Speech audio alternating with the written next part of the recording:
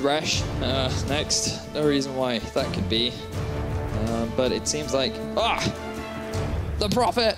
It's not like NIP did this last game. That's literally what they banned last game. That was the joke! That was the joke! So Xayah, very similar. So if NIP and Fnatic are sticking to what they did before, it'll be a LeBlanc ban from the side of Ninjas in Pyjamas, and it will be a Lucian ban from the side of Fnatic. We'll see. Red side could mix the little things up. Ninjas in Pyjamas, maybe they can look to get a powerful first pick here. But what are they going to give up for it? Who knows? Who knows? They're really taking that time with the final ban. It's interesting, too, because I really want to see, now with Galio banned off the board, I want to see something different from NIP. I don't want to see... Well, there will definitely be something different. Oh, well, yes, of course. There's going to be at least one different champion. Thank you, Vedius. And at least two now, because Elise has been banned as well. And my question is, where is the jungle tier list going to take us? Elise and Zach both banned. We got Elise Sin, a Graves. Maybe someone will finally play Sejuani. Varus, I feel, rises in priority. Not the fun pick, but in terms of the power to all in, he just offers so much. This would be an interesting first lock. All right. Wow. So you can flex it. Remember that Tahm Kench can go into the top lane as well as support. So I'm just keeping my eyes up for the possibility.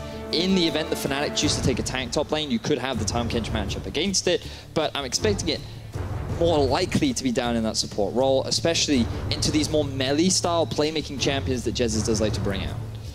Have to see where it's going to go, what Ninjas Pyjamas have up their sleeve. We wanted different picks, we're already getting them, but the Twitch will remain the same on the side of Fnatic. Jungle priority has not been a thing with Elise and Zach off the board. Seems like neither team feels particularly pressured to go for anything early on here. You would expect a Lee Sin to come out for Broxah right now. Give him a powerful jungler, something that he's very comfortable on. He made a bit of a name for himself. Or just go back to a protect this kind of composition with the Ivern, still very strong in the current meta. If you want Ninjas in Pyjamas, Graves still does perfectly fine into this. You could also go for something like an Olaf, which we did see come out during MSI as well. Just a sort of farming, damage-dealing jungler that has a decent spike in the mid-game. Well, Shook going to pick up that Lee Sin. Now, if there's one champion we know Shook can play, it is going to be that Lee Sin. We've seen some great moments from this guy in his past on Vitality, and even before that as well. But going up against the Ivern may be a little bit difficult. Broxah may not have the widest champion pool from what we've seen, but he's definitely really good at the Lee Sin, the Elise, and the Ivern. So should know this matchup quite well. And Vedius said the Varus would see some priority, and there it is. First AD carry, or second AD carry to be selected in response to the Twitch. Now, Fnatic could just look to early rotate something like a Syndra again, get caps on something that he's comfortable on. He could also go for the Orianna, and then they could just ban away the other mid laners that could be a big threat to guarantee him a successful mid lane matchup. Looks like it will be the Syndra, though. 5 seconds left, taking their time to consider this one. Get the Syndra, can now ban out any unfavorable matchups if they so choose, but maybe the hesitation coming from the uncertainty of where the Tahm Kench will go. Most likely a support pick from what we have seen around the world, but never quite sure with new teams and new players. What are their pocket picks? What can they bring out here? Yeah, so Fnatic, they want to get themselves a support fairly early on. I'd be surprised if Ninjas in Pyjamas look to ban away supports, because I feel like if they are going to ban anything, it'll be something like a Karma ban and maybe a Lulu ban, so that you take away the range supports and you force Jez's onto a melee support so that the Tahm Kench can have a lot more value down the bottom lane. Interesting, though, it is going to be the Fizz banned away first. Karma on the opposite side, as you were saying about the bottom side matchup. Now, will the trend continue for Ninjas in Pyjamas? So far, it does. Ahri Kassadin maybe for the side of Fnatic. Would show some research into the picks there. Echo as predicted. Will they ban another range support out? Try to make sure that Jesus cannot get a range advantage for the bottom side matchup. I think Lulu would make a lot of sense, largely because it synergizes so nicely with the Ivern as well. It'll do well into the Tahm Kench matchup. And sure, you still have the Tahm Kench for the Syndra, but Tahm Kench can't eat himself. So the Syndra can just nuke him down, and then you still have a squishy AD carry available to target. But interesting that they've actually decided to ban away a top laner suggests to me that they might have a tank in mind to make sure that Soaz can't get that counter pick. Now Fnatic really has to take their time here. They do get the luxury of the last pick, so they will opt to first lock in that support. Braum to back up the Twitch, trying to make sure that he can stay happy and healthy as he dishes out the damage from the back lines.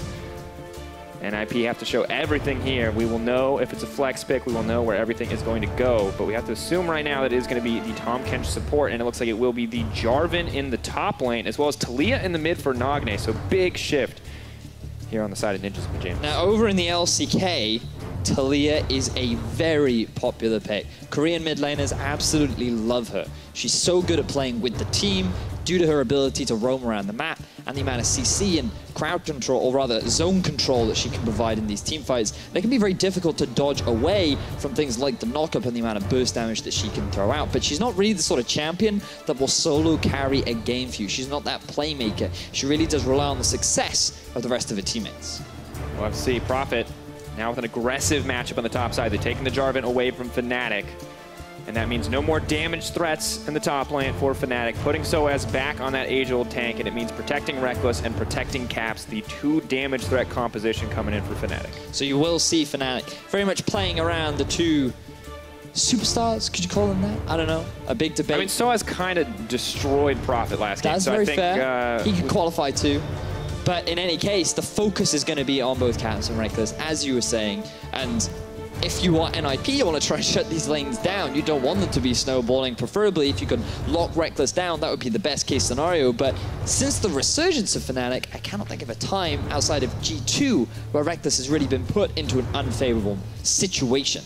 So if Ninjas in Pyjamas are capable of doing it, they will be in an elite tier of teams that have been able to. They're going to want to fight in the bottom lane. They got 2 melee supports. Things are going to be a little bit bloodier this time around. The concussive blows make it quite difficult to deal with that Braum pick. But here you are, ladies and gentlemen. Fnatic fans will be for sure using the hashtag FNC win. So if you are a new fan of NIP, now is the time. Hashtag NIP win. Battle back for that fan vote. Remember to tweet at LL Esports with your big plays. Maybe we'll see a few of them this game. Will Reckless get another triple kill? Add that to the bingo card. We have the classic balance at a League of Legends esports events, Fnatic fans, and always a couple TSM fans, no matter where you go. There you go. Thanks, friends. You just had to bait them, didn't you? You just had to. All right, folks, it's game 2. It is do or die for NIP, and I have started something horrible. I am so sorry. Okay, so slightly different starting item for Hiku. Decided to go for the Doran's Blade rather than the Doran's Shield. Question marks, given that Doran's Shield is actually super effective against the passive poison against Twitch, because it will, again, damage over time abilities, they re-tick the passive, so he gets a bit of added regeneration, which mitigates some of that early poison damage. And for now, Fnatic are grouping up, but you're very good to point out that what could be an early laning discrepancy. Twitch's poison stack's very bad against the Doran's Shield, as you said. 2 health regen per second against something that's only going to do 1 damage per second. 2 damage per second at 2 stacks. You have to have at least 3 stacks before you're actually going to do anything with that Twitch passive.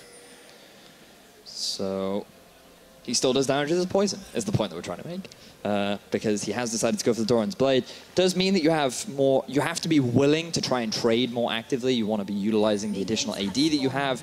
And if you are playing a Tahm Kench into a Braum, I've heard many different sides. Some people believe that Tahm Kench does well into the Braum. Others believe that Braum is much better at handling the Tahm Kench.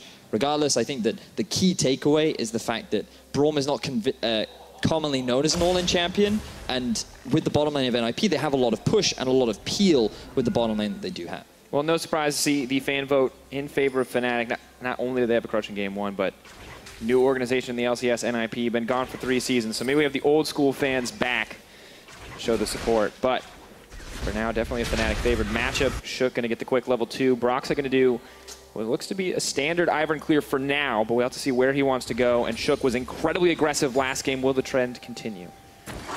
Well, yes. Yes, it will. He's looking for a level 2 invade, but he's not going to be able to get it. Or he's going for a level 2 gank mid.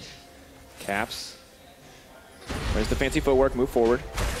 Waiting for the flash to come out. Caps taking a lot of damage. Flash forward for Shook. A little bit of misstep there, but Cap's going to make it out, and it is the trade for flashes, so still a benefit over to the side of NIP. I'm surprised that Shook just wouldn't wait for Caps to flash, because he was guaranteed to do it. If he stuck around, he was going to take a full Q 5 hit from the Talia in the middle lane, and you could have just landed your Q after he flashed. But either way, you end up trading, so it's not all that bad for Caps. But it will mean that he can't be as aggressive as he would like to in the middle lane. And I like this coming in from the NIP bottom lane, get a little bit of vision down, use that lane priority to So make sure you know exactly where the Ivern is going to be. And deny the blasting cone as well. We've seen a lot more recently teams trying to clear it out as fast as they can so there is no sneaky over-the-wall kind of gank. And it will give NIP the confidence to continue their push. Now, this isn't quite as oppressive as an Ashe Karma lane, but you'd still expect them to be looking to constantly try and harass, to try and force Reckless and Jez's back, to put them in a CS deficit. And Shook kind of set up to just continue camping the mid lane if he so chooses, but Caps wave perfectly balanced on the outside of that tower, and Nagne may just have to settle for pushing this one in before looking for that first back. CS lead now. Caps will do his best to make it up under the turret, and Broxa is spotted out by the ward placed earlier, so no real kill pressure here on the bottom side. But Shook and Nagne, they got some plans of their own. Wow. Going for a level 4 gank top lane. There is a minion wave. They're going for it. Keep your eyes on Soaz. Where is he going to go? Spirit's Refuge not coming out yet. Tonta's coming in onto Shook. He's going to try to run for his life, but the damage is going in. Tower aggro reset beautifully, though, and now Soaz is in trouble, but there's so many low health bars. Who's going to tank it for the team? Nagne not going to get the aggro. Soaz trying to bring it back, pulls the sword back in, but first blood going to drop for NIP.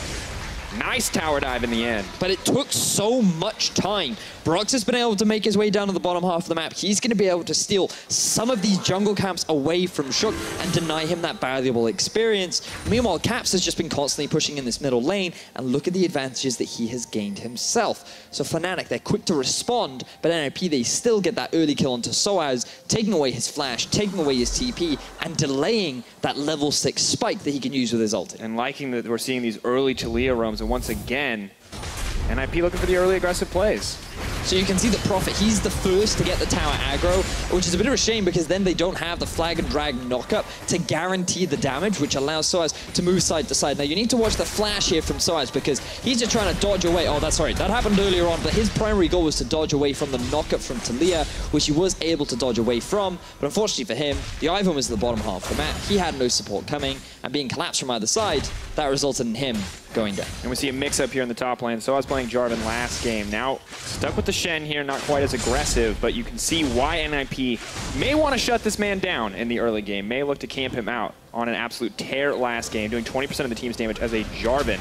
But now Broxa has to be careful. Shook moving forward, dodges out. Nice clean play on the dodge of the Rue Caller.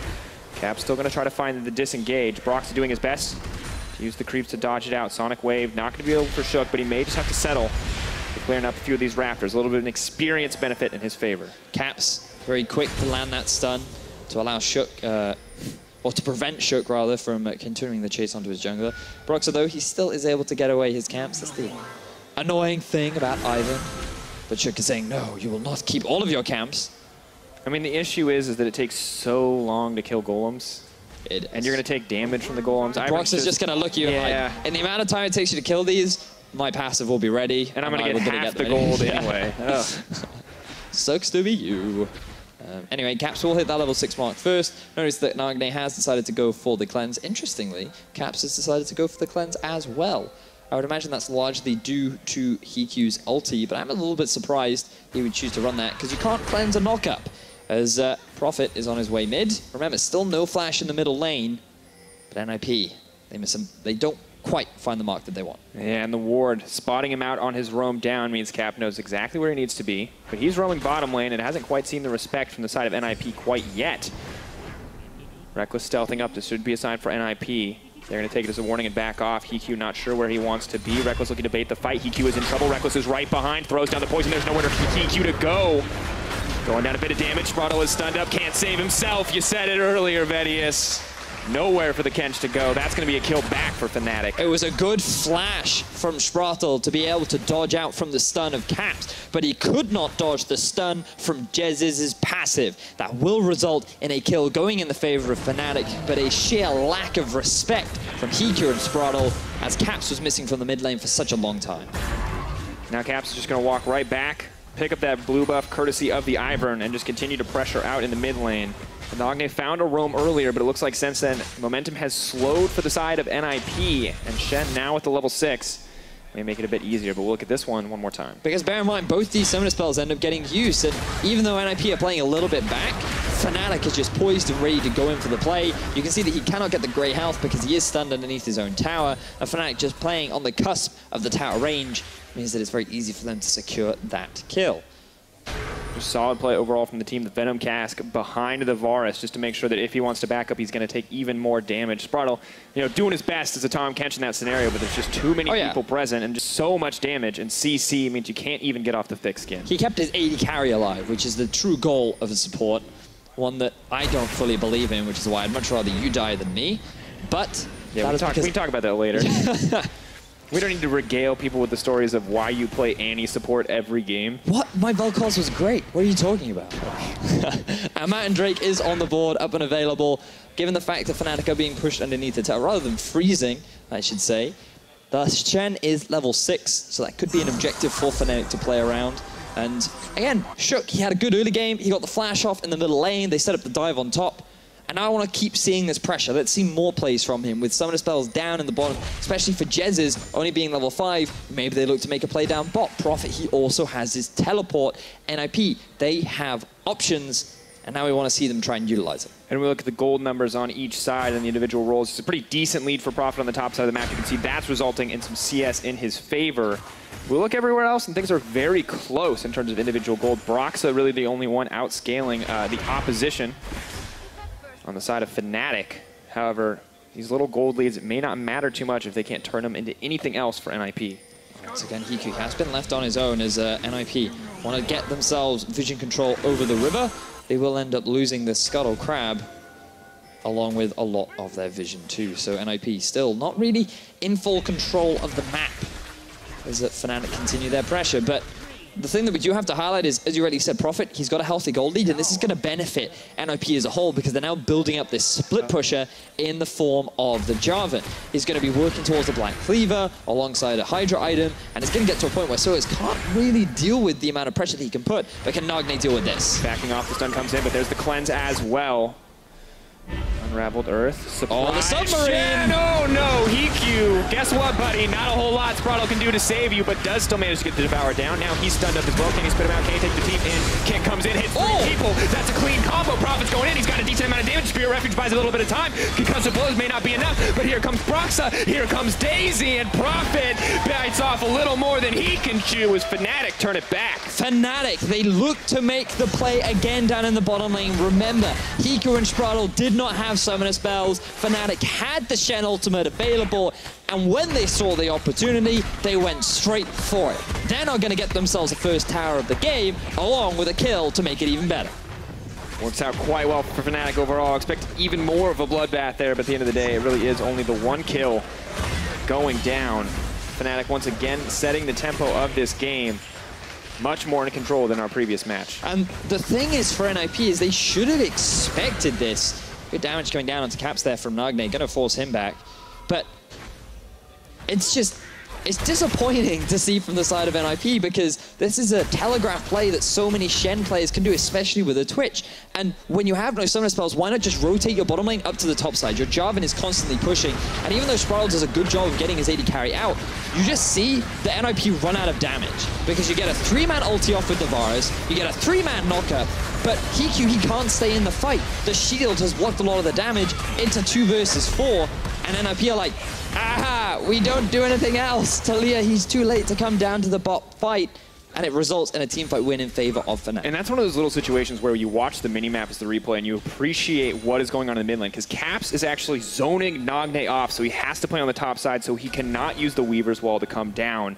And those are the little things that make the difference in these crucial moments of execution, but you can see now, goal difference between these teams in the last game, very, very close until the 20-minute mark. And we're only at 12 minutes, but already Fnatic are pulling out to a decent lead. They're taking advantage and utilizing their composition to its fullest. Reckless now, he is in the CS advantage. He's got a healthy stack of gold in his pocket. And even though Shen has been put behind, it does not matter. Because when you're playing Shen, your whole goal is to get 1 or 2 good ults off in the early to mid game to set your team up for success. And that's 1. You only need another 1, and Fnatic are looking good. Hear that, folks? Solo Q tips. After 2 ults, you can do whatever you want. Literally, as that is long true. as the 2 ults are good. Help your team. Yeah. All right. Type that in all chat when you have 2 good ults and feed the rest of the game. Maybe yeah, because then you, as a Shen, you can just go off to the side lane and just split push. And then if you see someone dying, you ulti, but it's now in their hands. You can wash your hands of the team and say, look, I've given you everything. you can't ask anything more of me. I'm just a humble ninja. And so Reckless is set up for success, Caps is set up for success, Fnatic are in a good position, then I should just keep riding this momentum forward. This is a decent spot to do so. Brox clears out a bit of vision in the jungle. I feel so bad for Shook. He's always in the right place at the right time to counter jungle, but he's against the one champion you cannot counter jungle. That's very true. It's very, very, very true. Broxer has made Shook's life a little bit difficult, does have the level advantage, and he's just been posturing around the top side of the map for now, wants to keep his bottom lane duo good and healthy, or he may look to get a collapse onto Nogden. Oh, so Trigger Seed not going to connect, flash forward, Root Caller cleanses up, but Daisy's on the way, so I's going to chain the CC, 1 hit, 2, where's the third, the knock up, no blast cone, not going to get a chance, Cap's going to grab that one. And there's that second good ulti from Soaz, he's now making his way up to the top lane, and Fnatic, they're looking for a dive. Reckless, stealthed up, ready, where's the spray and pray going to go, Snare, looks like it will not connect in the end.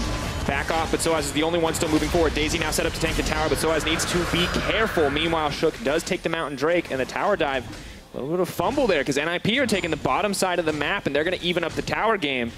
Fnatic fail to find the dock. Hiku and Sprado rather do a good job of just sticking to the top side of the tower so that they're still in range. But because Fnatic have no minions to utilize, they cannot confidently go towards the dive because someone is going to be taking a lot of tower damage. And at the initial part of that fight, it was Jez's. But they were able to get themselves the Rift Herald, and NIP they want to try and contest. Oh. Well, that was awkward. There's the reset. They're not going to get it. TP. Fnatic now grouped. That could have been the difference maker in what was otherwise a failed play for Fnatic. But it just continues to be a story of failure here. Rift Herald very happy to be alive. Yeah, she's good. She's just going to go back to her pit, continue with a cup of tea as NIP. They now actually have push priority in mid lane. It feels like the first time in the series we've seen Fnatic on the back foot here, but they're the team making the fumbles this time around. Can't afford to reset the aggro on the Rift Herald in that exchange. Now it looks like we may have a little party on the top side of the map. Oh, where'd he go? Top side. But not going to find any engage. Get more gold onto Prophet. Turn him into the split pusher of your dreams to make things a little bit harder for Soraz to really join the fray and turn the fight in Fnatic's favor. Remember that a large part of the deficit that Fnatic suffered early on was thanks to them not respecting the Galio and him suddenly turning around these fights. And Soraz is looking to try and do the same as the game extends. But NIP, they've equalized the gold thanks to the extra tower that they've been able to pick up. We've been here before, Vedius.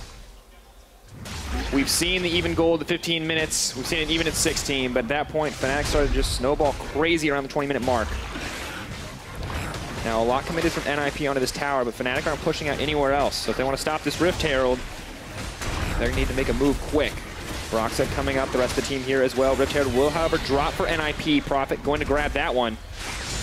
Trap the Rift Herald in the eye, maybe to release it somewhere else.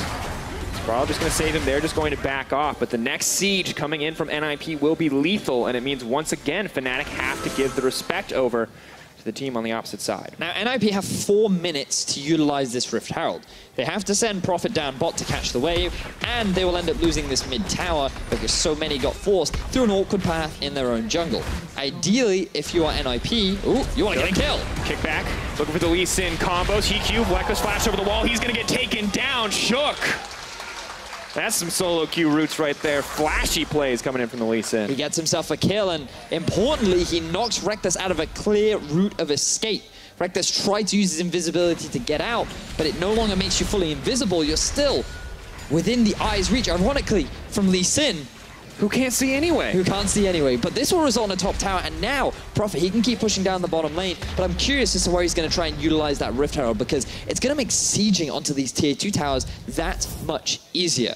So now we just got a recap of exactly how Shook was able to get this kill onto Reckless. He even used his flash to get the follow-up ulti. Bit of a breakdown in communication. I've definitely had that happen before, where my teammate was just like, kick them, and you expect them to kick them where you're standing, but then you try to kick them towards, and everything falls apart. So, it happens. Fair, but then every once in a while you have those moments where everything works out, you get your odd shot highlight, and life feels forever glorious. It does. That was not one of those moments. That was an oops, I did it again. Well, still get the kill. And Reckless has to be feeling like Lee Sin is pretty toxic right now. but things just keep happening.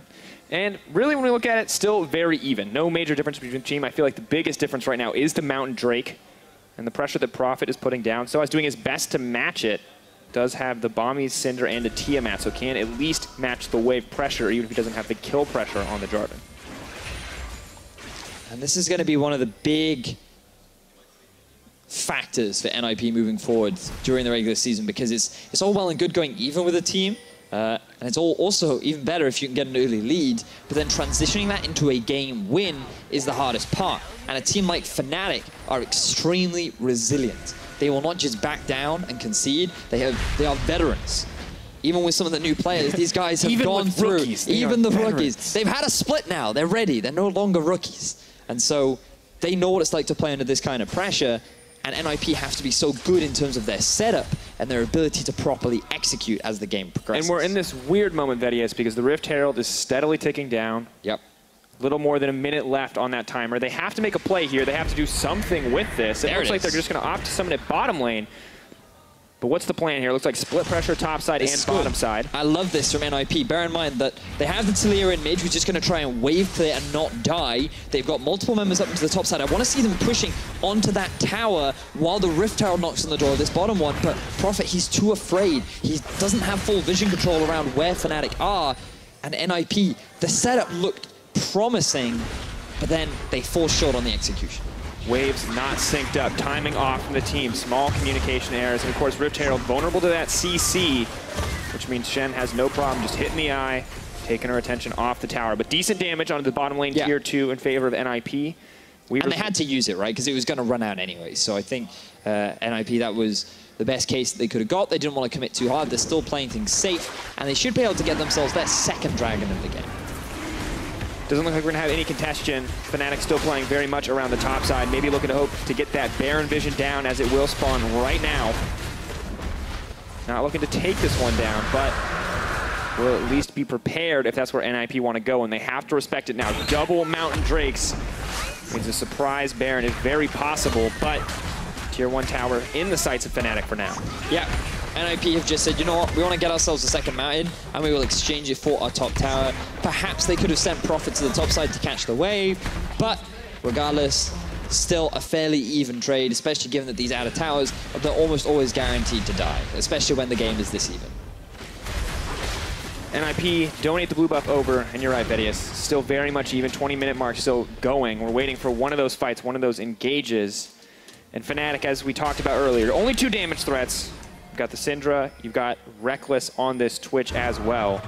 Neither one having crazy items quite yet. We did see a more defensive itemization coming out with the Zhonya's, and Reckless still working towards that Runaan's. Or alternatively, the Phantom Dancer, depending on how he feels about the opposition. And now the Baron becomes the big point of contention too. As you rightly said, the 2-item spike is what Fnatic really want to wait for, because that's when you can best optimize these damage threats. Ooh, nice respect there from Nagne as well. But you can see how much investment in terms of vision control is coming out from Fnatic around the big purple worm, because they know that when that 2-item spike hits, they're good to try and force a fight. They feel confident, especially when NIP, they kind of have this 1-3-1 setup, because you have the Talia wall who can go off into a top side, and you can keep both Spraddle and Hiku in the middle lane. You have Prophet, who's already at this point now where he has the Titanic Hydra and the Black Cleaver. Like NIP, right now, they're already in a favorable position as Prophet is taking it to SOAS. Looks like okay trades for now, but definitely the long game not going to work out. Cap's now running for his life. The Zhonya's is up and available. Is he going to use it? Yes. Goes golden, buys a little bit of time. Braum off in the distance, but just has to watch him go down to Shook. NIP find the pick. So now, NIP, they're utilizing the Talia wall to find themselves a pick. Reckless wants to turn it around. Looking for a little bit more. Dishing out a decent amount of damage, but the CC comes in quick. Spraddle plays save the day. Jez's flashback to safety. Glacial Fisher to buy a bit of time. Move forward onto Prophet. There comes the Shen ult. How much shielding? How much damage? Do they have enough? Jez is still alive. Prophet has to flag and drag to safety, and Spraddle looks like the sacrificial lamb to save this all out. 3 stacks to the concussive blow. Knockup gonna go in. Not gonna be enough. EQ. Gonna get saved in the end. Nope, says the Catfish, but SOAS wants to keep the ball going. Looking for a little bit more. Knock back. Oh, we want wanted communication. We don't know about that, but we sure got some synergy on the play there. Nice pickup from Nagne. So much peel on both teams. So many shields and heals and everything on the side of Fnatic to keep Reckless alive as he's sitting on the front line, as he's the target focus with an IP. They have the Tahm Kench, they have the amount of utility that Nagne has, they have the kick from Shook as well, and then Prophet coming in from the side. Both teams so good at just keeping their members alive, and at first I didn't think anyone was going to die, but then Soaz, it looked like he was overcommitting. Unfortunately for him, Nagne had the cleanse, and then that was more than enough for NIP to be able to get themselves 2 kills. Looks like he was overcommitting. Turns out he was overcommitting. Turns out he was, yeah. Well, right now, we can't call that a major advantage for either side, but that shows us how close the team fights are. But it's exciting. This is what we wanted to see from the new teams, right? Like, to be able to at least hold their own, because after Giants and Origin really failed to impress during last split, everyone was worried, like, are these just going to be another Giants and Origin? So far, what we're seeing from NIP is that they're at least trying to make plays. Here's Reckless looking to get a little bit more. Double teleports coming in. Reckless may have just been looking for the pick, but now they're going to have a bigger fight. Or not, as the TPs do get canceled. Traded back and forth, though. Prophet and Soaz on even ground. Now, this is a big thing, because remember that Fnatic, they have 4 members in the top half of the map, and there's no way for Prophet to join the fray, so he's going to keep his push going on. He may very well be able to get this tower down if Soaz cannot get there in time. Soaz is coming to defend. It means it will be the 4v4. No global advantage for either side. Soaz looks to find the taunt. Doesn't connect it, though, and that means Prophet's just going to break it. Tier 2 in favor of NIP. Finally finding themselves a pretty decent gold lead here. And now Prophet roaming to the mid lane, maybe hoping to find a pick onto Caps. Caps' flash is still down for a few more seconds. It's available. All right. Okay, so he's good. He's safe.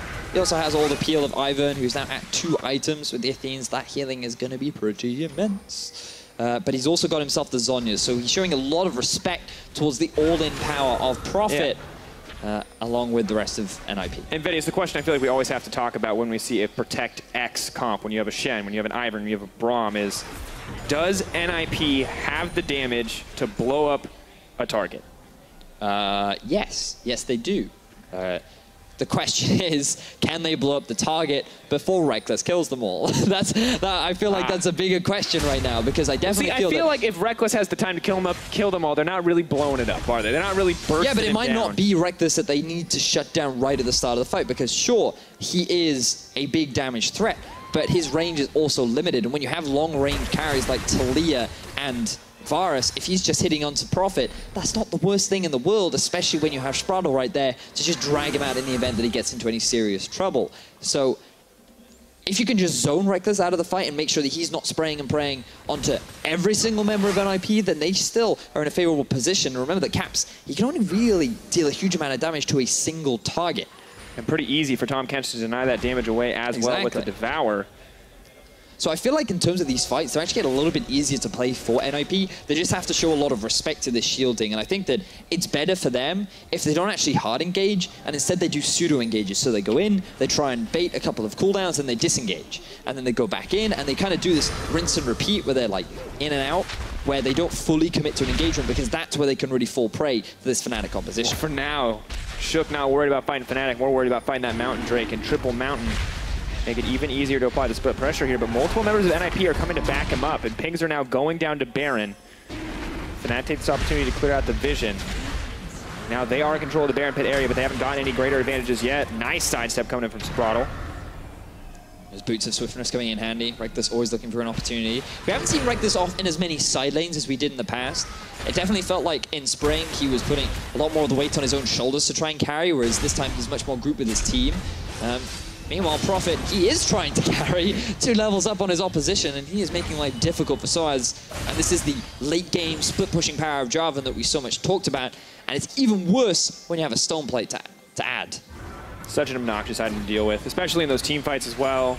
You leap in, you do your burst damage, you activate your Hydra, you use every one of your abilities, you push stone plate for 4 seconds, no one can do any damage to you, and then you push all your buttons again. Ah, joy of joys, tanks in the new preseason. Yep, it really does make these bruises ever so obnoxious.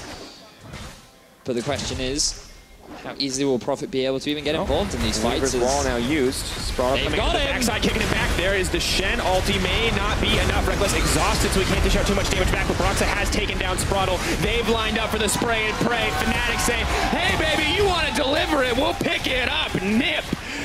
definitely overstay their welcome. Reckless just going to keep running forward. Jesus is fearless on the pursuit here. Hikyu desperate to get a kill back, but buddy, I think you might be overextending. Taunted up. Reckless just going to walk it down. Doesn't even need 4 stacks of the concussive blows, and it's one man versus the entirety. Oh my God, Raveled Earth! Oh, gets him in the backside. Not going to be enough, however. That's a shutdown and a beautiful fight from Fnatic. And this was the worst possible thing that NIP could have done. We talked so much about the full 5-on-5 of Fnatic, the amount of shielding that they have for a single carry. If NIP hard engage onto that, that is the opportunity for Fnatic to turn it around. They could not kill Reckless. NIP tried to make a fight happen without their AD carry, and you think this is great. If we get a pick onto Reckless, joy of joys. We've won ourselves the fight. But here's the shield. You have Braum sitting on front. Prophet can't even get into the fight until Schwal is already dead. And look at little Hikyu in the river. He's not even involved in this fight at all, and it results in NIP not having a glimmer of hope as they now lose the Baron and 5 members of their team. Just brutal watch. Vedius earlier, we asked a couple questions. One, would NIP have the burst damage to take down a target on Fnatic if they so choose? The answer apparently is no. Statement number 2, as we watch the rest of this fight and Nagne's death. He played very well in that scenario. Yeah, he did. Did very good. Second question, Vedius, was can they do it before Reckless kills them all? The answer is also no. Things looking quite grim for the side of NIP. Nagne not taking it too hard. I mean, kind of just put his hands behind his head, like, all right. I played that part well. Yeah, I played that really well. I mean, you can't blame me. But look at the gold. It's not actually that big of a difference. The bigger issue that NIP are going to have is now how do they fight against Fnatic? It's not that big of a difference now. It's how much can they get off this Baron buff. And Nagne clearly not interested in giving him much of anything. They're going. Dealing a decent amount of damage in the backside. Jarvan leaping forward into the team. Has activated the Gargoyle Stormblade. Do they have the damage to kill Reckless? It looks like the answer is no, but they're still trying to hit him. They're still trying to knock him down. Can they? They got him! Shook takes him down in the end. They are able to knock him out. They're looking for a little bit more, but it's too little too late. They focused everything onto Reckless, and it means that every other member of Fnatic is more than happy to pick up the slack. Nagne running for his life, but Cap says, let me give you a little taste of the skill button and close this one out. Yes, NIP, you can be happy that you were able to kill Reckless, but the rest of Fnatic said, hey, we're still here. They're able to clean up the rest of the fight. They're able to get themselves an ace, and they're looking to break into the base of NIP. Now pushing for more, and it's dark times when you go, guys, we got him. We got the 2-1-9 Twitch. We took him down. His frozen mallet didn't save him. Yeah, but there's a 7-1-3 Sin. Yeah, there is. And just look, again, this time NIP better execute. They have 5 members there. Caps isn't close enough, and they think that they can kill him quickly, but just look at what Soaz does. The Spirit's Refuge here is what keeps Reckless alive for just such a huge amount of time. He eventually goes down, but then Caps joins the fray. A lot of damage has been done to the front line of NIP, and even though Reckless died, he did his job. Yeah, I take it back. Caps came in and cleaned this fight up for sure. Yeah. Reckless lived for a long time. He did. And he nearly killed 3 people, despite them burning everything on him. But they got it, and that's the point. Rat exterminated. All right, guys, we lost the first series, but we killed Reckless that one time, and we may just kill Caps. Sonya's up, goes Golden. Still gonna walk out alive. Not enough damage on the side of NIP. Prophet TP's in anyway. Hungry for a bit of blood here. Weaver's Wall, isolating Caps. Redemption Heal does go in. NIP a lot more hesitant to make these plays now. And Vedius, gold lead wasn't that different, and then NIP tried again, and now we see a massive lead in favor of Fnatic. Not so many turrets as we expected from the Baron buff, but those team fights going in their favor is paying off dividends. I feel at this point NIP have to try and play the 1-3-1, utilize Nagne a little bit more off in the side lane. He can't kill Caps, but he certainly has a lot of wave clear enough to at least apply pressure, and you know that Prophet can win that 1v1 off on the side lane. So it is difficult though, because Reckless is now at a point where he can just roam around, pick and choose, and if you overextend, you can get caught out. Bye-bye, Prophet. Leaps, flags, drags. No more mobility, does get hooked up at the root collar. There's the Gargoyle Stoneplate. Out comes the Redemption. Spraddle is on the way. Fnatic see the Tom Kench. They say, not going to take that fight. Just want to back out. Not worth wasting the time. Although they do manage to get the flash out of Prophet. NIP, they are able to walk away fine and dandy. It will cost a flash, which will make things harder for Profit to be able to dive onto the back line. And it's interesting because we're at this point, 5K difference, triple Mountain Drake in favor of NIP, but realistically, if they can't take a fight, I don't feel like they can take an objective because they aren't really comfortable splitting up the map anymore. Because yes, the Shen, he can't kill the Jarvan. Nope. The Twitch, on the other hand, certainly can. Can, in fact, kill the Jarvan. Lots of damage for Reckless. Frozen Mount means nobody's getting away once he starts. Just a little bit of a grim fate here for To be fair, NIP Caps can kill anyone that he wants, especially now that he's got the death cap on top of his itemization. He could go for Banshees now to round things out, but Fnatic, they don't have to take many risks. They know they're stronger. They have a very healthy gold lead. All right. It's a healthy amount of damage. Well, we gotta say props to Nagne, has been playing a mean Talia game. Tons of damage being dealt out in a lot of these fights. NIP a little desperate to get that pick in the mid lane. It does mean getting up to tier 2 on the top side, but they may not have had the strength to contest it anyway. Now it is the inhibitor tower in jeopardy, however. The team... Oh! Nice block there from Jez's to deny the Talia ulti. Means that cutoff from NIP will fail. And Fnatic, they can just walk away without any risk. Walk away, maybe just wait for another wave and rinse and repeat. Broxah is going to back out, however. Baron is 1 minute and 15 seconds away, and this will be the Crucible. We'll see these guys go toe-to-toe where they will fight to the death for sure, because next Baron could just win the game in favor of Fnatic if they're able to take it uncontested. So things have slowed down slightly. NIP a little bit more hesitant to try and fight these 5v5s. But let's look at the individuals a little bit more. Profit, I feel like he's definitely had a better game 2 than he did game 1. He seems a lot more confident on this Jarvan, especially when you are in this winning matchup. It makes it a little bit easier. But also Nagne, a lot of question marks around him. How will he be able to perform? And in game 1, I feel like his Galio was still very solid. He couldn't really carry the game, but it was still a big contributor to the early success of NIP. And in this game right now, Nagne has been playing that Talia very well mechanically. The problem is, we haven't seen very much of the walls being able to use on either of the side lanes to really snowball the rest of NIP. Yeah, found the one roam in the early game, hasn't found much since then now, and admittedly has been willing to use the wall quite aggressively to try to start fights, but of course the one where we thought, oh, this could be a huge moment, Jesus just throws up the Unbreakable. Not interested in building a wall. Nagne definitely forced to pay for it in that exchange. Inhibitor, though, is still alive, and that means that they can pretty safely come to contest this Baron, but they have to respect the vision control laid down by Fnatic. Shook throws a kick over the wall, sees 4 members strong. Shen waiting in the base, ready to TP in at a moment, maybe use the stand united. And Vedius, I just don't know if there's the damage necessary to take apart this Fnatic composition. We have so much late game scaling with the Ivern, with the Twitch, the Syndra as well. Shook maybe hoping to find a steal here, but has to respect the CC from the Shen. Weaver's wall coming out, but not going to mean a whole lot.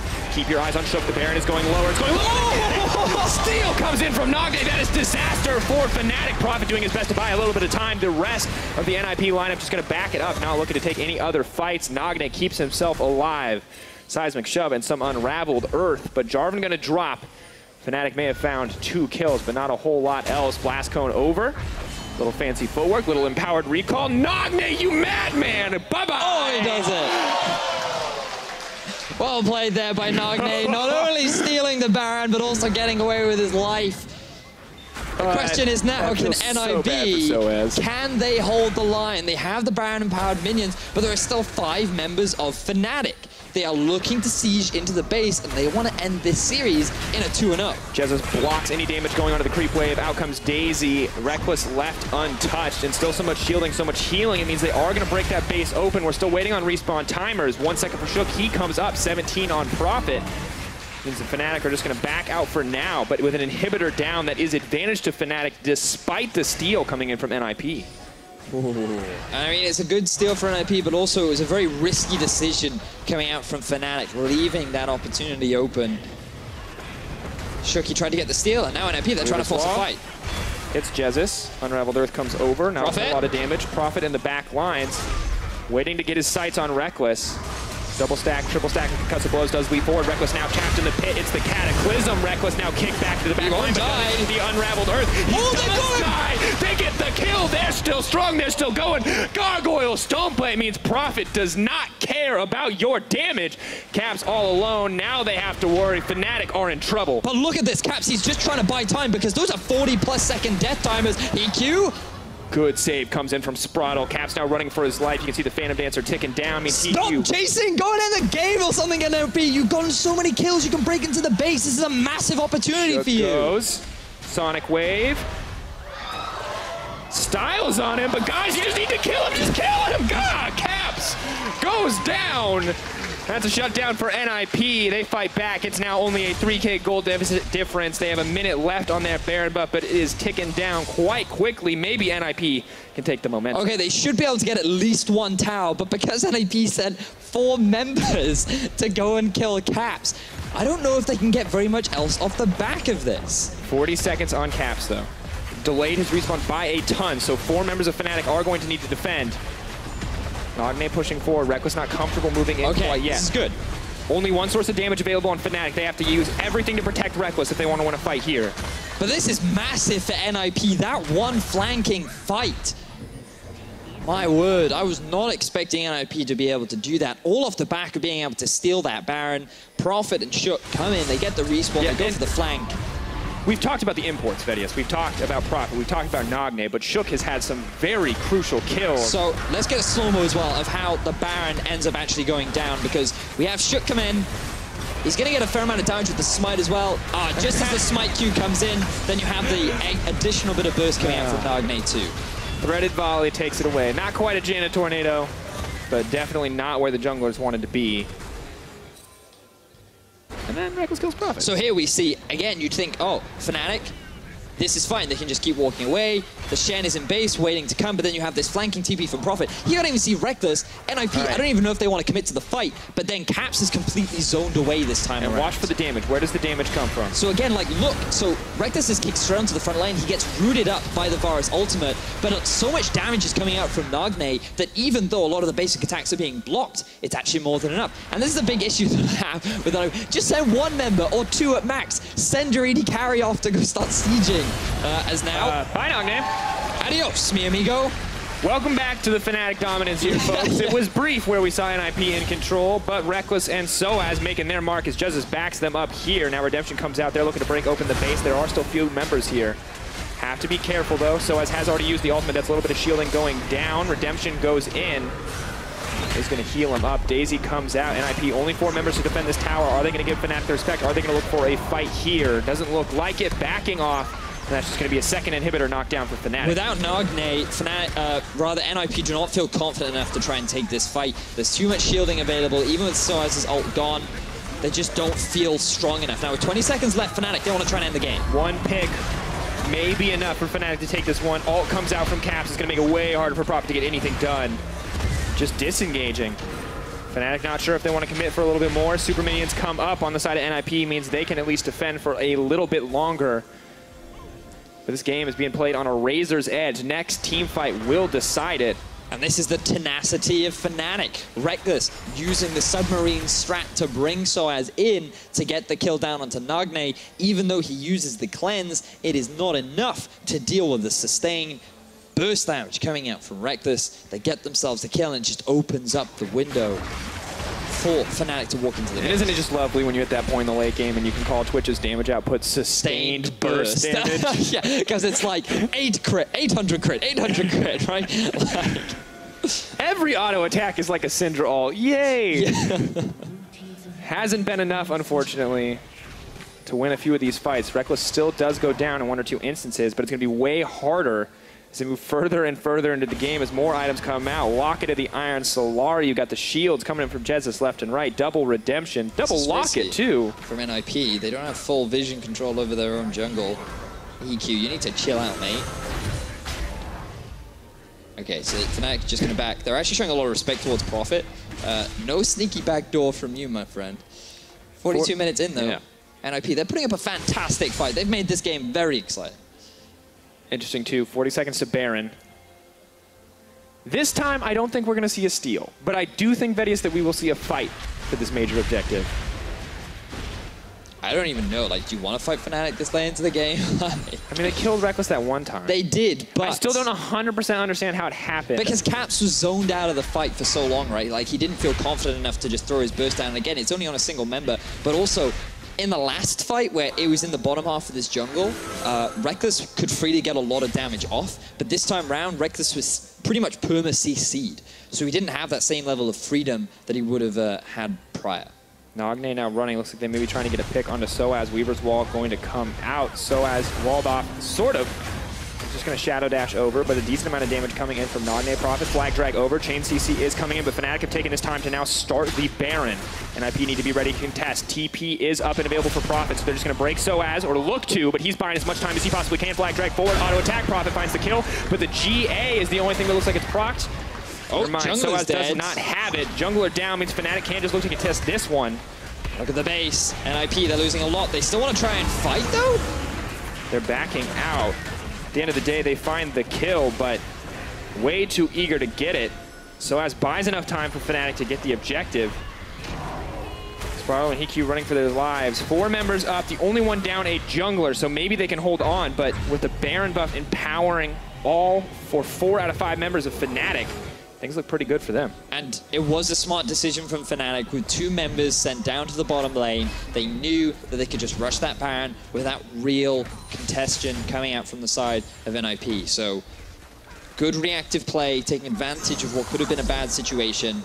And now they are back in control because there's an exposed inhibitor in the top lane. They've already got Syndra pushing down bot. Shen is going to be spawning in 5 seconds with ulti as well. And I feel like the Fnatic, they don't even need to make a fight happen. They don't even need to use induce any element of risk. Well, let's be honest, the scaling is just so far in favor of Fnatic at this point in the game, but Broxa getting caught may change that. He is rooted up.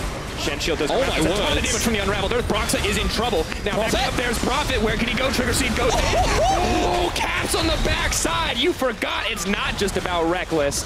Prophet now goes forward. Sprotle tries to save him. Nagne running for his Here comes Caps. Oh, bye-bye. Jarvan still gets the knockup, though. Flying Corpse hits Caps in the face.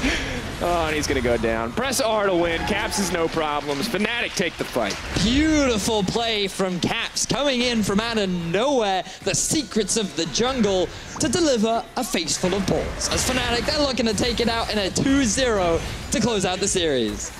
Not a pleasant situation for NIP. They showed great progress between Game 1 and Game 2, but simply not enough to beat the Twitch, to beat the Syndra, to beat all these characters backed up by the insanely tanky lineup of Fnatic. NIP doing their best to buy a little time. Shook looking for his montage moment, but he's not going to find it. Nagne holding on, but not even he can keep his life. Fnatic, they come through. It may have taken 45 minutes, but they're enjoying every last second here as they take the 2-0.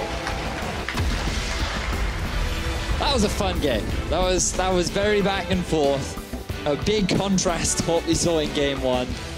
NIP definitely brought the fight to Fnatic this time round. And I think the NIP will feel pretty happy. Fnatic probably a little frustrated with how that game played out, but they still get themselves the win. They still get themselves the 2-0 on the week. It may have taken 45 minutes in Game 2. Wasn't quite as clean as they liked, but we did see so much more from NIP in terms of playmaking. We wanted to know what level was Nagne going to come in at. Well, as Talia is something to be respected. So many clutch Unraveled Earths. The consistency on that threaded volley. Of course, small issues on Fnatic to keep that game going that long. But Caps, 11-2-5. Beautiful performance from the Fnatic mid. Isn't it nice when there's a 5-item Twitch and everyone has to burn everything to kill them? You just get to roll up and fight. But in that final fight right there, they thought they caught Broxa out, and then I didn't even see Hiku disappear. It was just from over the wall. He was like, I've got it, I've got the kill. If we win this fight, that's it, it's gonna be for it. And then Caps was just like, no. Oh, brutal to play against that Fed Syndra, especially when you can't give her the target priority you want. You see Caps explaining to Coach Dylan exactly how that one worked out. He said, I threw a ball down, and then I hit him with another ball, and then he died. He could not juggle. All right. Well, now, Fnatic can be happy with their first week. An excellent performance. Of course, temporary coach on stage does not affect them at all. Still able to put out some fantastic performances. and really just a team that we can expect to continue to get better if the last few weeks have been any, or the last week has been any indication, combined with the sudden surge we saw at the end of last season. However, NIP, I feel like putting up a solid performance there in Game 2, and I'm curious to see how these guys will stack up against the rest of the group, especially a team that was suffering yesterday like Rocket. Exactly. Misfits as well. Like, they're still trying to find their form with the addition of their new jungler, and it seems like the Fnatic, and hopefully with the return of the full G2 lineup, will be sitting atop the group. Those are the expectations. But NIP, they were considered down in the bottom half of the group, especially maybe even down at the relegation material. But based on what we've seen with this team that was just kind of thrown together with all these players, they're performing well, at least initially, from what we've seen. And I want to see what else they can offer. Game 1, we saw a draft that looked good, didn't feel good when the team played it out. We saw Shook on Lee Sin. That seems like a pick that he can keep going for. Nagne on the Talia. We got Prophet on the Jarvan. But I want to see more. What other champions do these guys have? What other strategies can they bust out here?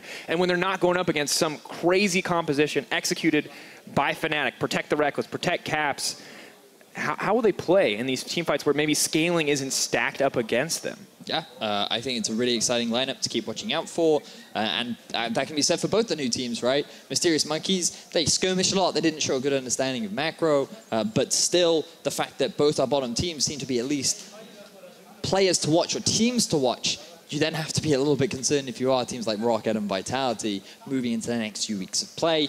And Nagne will definitely be one of those players that I keep my eyes out for, because that Talia was very impressive. Very impressive Talia, but we also have to praise the man opposite of him. Our player of the series was, in fact, Caps. Clutch performances in both games. And so often we set our sights on Reckless, but this time around it was Caps in so many of those team fights. Maybe playing cleanup crew once or twice, but in that last fight especially, all the damage was coming both from him. Game 1 and Game 2, his positioning was always on point.